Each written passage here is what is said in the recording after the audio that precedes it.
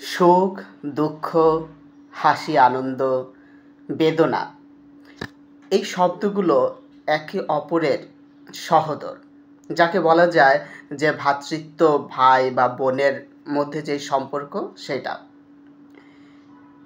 বেদনা আর হচ্ছে সুখ যদি দুটি পাল্লায় মাপা হয় তাহলে অনেকের ক্ষেত্রে সুখটা সবচেয়ে বেশি প্রাধান্য, আবার অনেকের ক্ষেত্রে সুখের থেকে বেদনাটাই সবচেয়ে বেশি।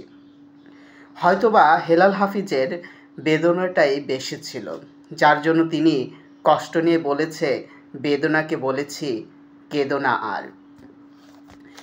এই বইটি প্রতিটা কবিতা বেদনার সেই যাপিত জীবনের, আমাদের প্রত্যেকটা মানুষের যাপিত জীবনের দুঃখ, কষ্ট, হাহাকার, মানে সুখ পায়নি এমন কষ্টগুলো তিনি তুলে ধরেছেন। আর তিনি আক্ষেপ করে অনেকগুলো কবিতাই বলেছেন এবং একটি মানুষকে উদ্দেশ্য করে বলেছে ঠিক আছে, কিন্তু সবগুলো কবিতাই তার বেদনা বেদনার মধ্যে, বেদনার একটা যে ঘোর আছে সেই ঘোরের মধ্যে মানুষকে নিয়ে যায়, মানুষকে তাড়িত করে, ভাবতে ভাবতে উৎসাহ করে যে কীভাবে ভাবতে হয়। প্রত্যেকটা কবিতাই খুব সুন্দর এবং প্রত্যেকটা কবিতা হচ্ছে ছোট, 1 লাইনের, 4 লাইনের, 3 লাইনের, 2 লাইনের, এবং কবিতাগুলো হচ্ছে দেখতে ছোট হলেও কি হচ্ছে, এটার মর্মার্থ, এটার হচ্ছে ব্যাখ্যা বিশাল। আপনি যদি একটা কবিতা তার লিখেন সারমর্ম বা হচ্ছে প্যারাগ্রাফ আকারে বা হচ্ছে রচনা আকারে, তাহলে একটা এরকম একটা বই শেষ হয়ে যাবে, কিন্তু কবিতাটার ব্যাখ্যাটা পরিপূর্ণ আসবে না। তিনি শেষে, আমি শেষে যাব, শেষে এই বইয়ের শেষে 3টি লাইন দিয়ে একটি বাসনা, মানে কবিতাটির নামই হচ্ছে বাসনা। তিনি এত সুন্দর করে, মানুষ বলে যে আমার ছেলে যেন বা আমার সন্তান যেন, সন্তানেরা যেন থাকে দুধে ভাতে, এটা আমরা সবসময় পড়ে এসেছি, সারমর্ম, ভাব সম্প্রসারণ।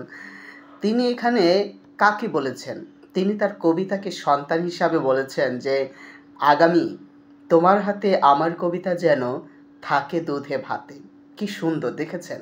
মানে এত সুন্দর করে বলেছেন যে এই কবিতাগুলো তার কাছে সন্তান, এবং যারা আমরা লেখালেখি করি তাদের সবার কাছে তার প্রত্যেকটা লেখাই হচ্ছে সন্তান তুল্য। যার জন্য হয়তো কবি বলেছেন বাসনা কবিতায়, আগামী তোমার হাতে আমার কবিতা যেন থাকে দুধে ভাতে। এরকম একটি কবিতা রবীন্দ্রনাথেরও আছে যে সোনার তরী। সোনার তরী কবিতাটা এরকম যে কবি তার সব সৃষ্টিকর্ম দিয়ে দিয়েছেন, খালি তাকে উঠানের জায়গাটুকু নেই। তাই কবি বলেছেন, ঠাঁই নেই, ঠাঁই নেই ছোট সেই তরী, আমার সোনার ধানে গিয়েছে ভরে। তারপর এখানে আরেকটি কবিতা আছে, প্রত্যেকটা কবিতাই অসাধারণ। এই যে আরেকটি কবিতা সঞ্চয়। আমরা কেউ টাকা সঞ্চয় করি বিভিন্ন ব্যাংকে বা সমিতিতে বা হচ্ছে মানে বিভিন্ন মাধ্যমে আমরা টাকা জমাই। ব্যাংকে, আমাদের মাটির ব্যাংক আছে, সেইখানেও আমরা টাকা জমাই। কিন্তু কবি হেলাল হাফিজ টাকা জমাতে চায়নি, তিনি মানুষ জমাতে চেয়েছেন। সঞ্চয় কবিতাতে তিনি বলেছেন, সবাই জমায় টাকা, আমি চাই মানুষ জমাতে। কি সুন্দর করে বলেছেন, দেখেছেন? আরেকটি কথা তিনি বলেছেন, তুমি আমার নিঃসঙ্গতার সতীন হয়েছ। ঠিক, যাদের ভিতরে অনেক কষ্ট, তাদের কাছে মনে হয় যে নিঃসঙ্গতাই যেন একটি পর্যায়ে সতীন হয়ে যায়, যে ঝগড়া, মানে ওই সুখের সাথে নিঃসঙ্গতার একটা টানাপোড়েনের ঝগড়া হয়, সেটা কি হয়তোবা কবি বুঝিয়েছেন যে তুমি আমার নিঃসঙ্গতার সতীন হয়েছ।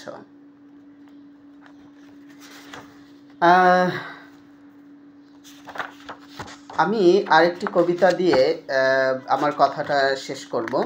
কবিতাটি হচ্ছে কবিতাটি এটা যে ওড়না ওড়না, তোমার গায়ের ওড়না আমার প্রেমের জায়নামাজ, তোমার তোমার গায়ের ওড়না আমার প্রেমের জায়নামাজ।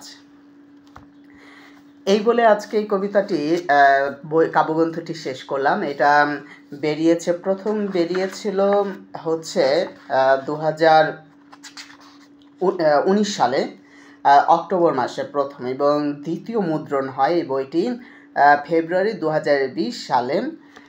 এটি বেরিয়েছে হচ্ছে দিব্য প্রকাশ থেকে। আর এইটার এই প্রচ্ছদটা এঁকেছেন আমাদের বিখ্যাত প্রচ্ছদ শিল্পী ধ্রুবয়েশ। আর এইখানে তার হচ্ছে যৌবনের এবং যৌবনের যে পরিণত যৌবন, দুইটা পর্যায়ের ছবি সুন্দর করে দেওয়া আছে। এবং কবির বর্তমান যে ছবি ছিল 19 সাল বা 20 সালের সেই ছবি, এবং তার একটা সিগনেচার আছে। এটাও ডিফারেন্স একটা জিনিস। আর সব মিলিয়ে বইটা খুবই ভালো ছিল এবং খুব ভালো।